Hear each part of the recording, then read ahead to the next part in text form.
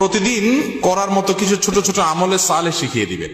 প্রতিদিন করার মতো প্রথম আমলে সালে হলো 5 ওয়াক্ত নামাজ সময় মতো ধীরে ধীরে আদায় করবেন। এর চাইতে বড় কোনো আমলে চলে না। এই একটা যদি করেন আর ছোটখাটো কোনো আমল নাও করতে পারেন, বড় গুনাহ থেকে বেঁচে থাকেন, ইনশাআল্লাহ নাজাতের পথ অর্ধেক সুগম হয়ে যাবে। 5 ওয়াক্ত নামাজ, এইটার কোনো বিকল্প ইসলামে আর কিছু নাই। এটা ঠিক রাখতেই হবে, এক্ষেত্রে কোনো ছাড় নাই। দাঁড়ায় না হলে বসে শুয়ে যেভাবে পারেন পড়তেই হবে, কোনো ছাড় নাই।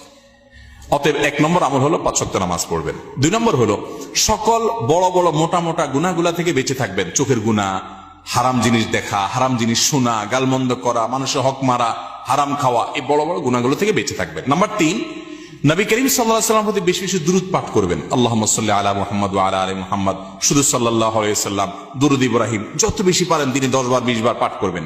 নাম্বার 4, ইস্তিগফার বেশি বেশি করবেন। আস্তাগফিরুল্লাহ ওয়া আতুবু ইলাইহি, আস্তাগফিরুল্লাহ ওয়া আতুবু ইলাইহি, আস্তাগফিরুল্লাহ আল্লাযী লা ইলাহা ইল্লা হুয়াল হাইয়ুল কাইয়্যুম, এরকম ইস্তিগফার করবেন। নাম্বার 5, যেই কোনো কাজ করবেন, এই কাজগুলোর পাশাপাশি কোরআনে কারীমের তেলাওয়াত প্রতিদিন একটু একটু করে করবেন। বিশেষ করে সূরা ইখলাস, কুল ওয়াল্লাহ সূরা একবার পড়লে 3 ভাগের কোরআন 3 ভাগের 1 ভাগ পড়ার সমান সওয়াব হয়। অতএব আপনি চাইলে কয়েক মিনিটের ভিতরে পুরো 1 খতম কোরআনের সওয়াব পেতে পারেন। বিশেষ সূরা ইখলাস পাঠ করবেন।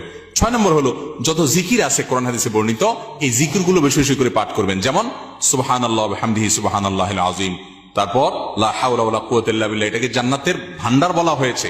তারপর আপনার দুরূদ ইব্রাহিমের পাশাপাশি অন্যান্য সাধারণ দুরূদ তো পড়বেনই। যত জিকির আছে এর মধ্যে একটা জিকির আছে ইয়া জাল জালালি ওয়াল ইকরাম, বেশি বেশি করে। তাহলে ইয়া জাল জালালি ওয়াল ইকরাম, সুবহানাল্লাহ ওয়া বিহামদিহি সুবহানাল্লাহিল আযীম এবং লা হাওলা ওয়ালা কুওয়াতা ইল্লা বিল্লাহ, স্পেশালি এই 3টা বেশি বেশি জিকির পাঠ করবেন।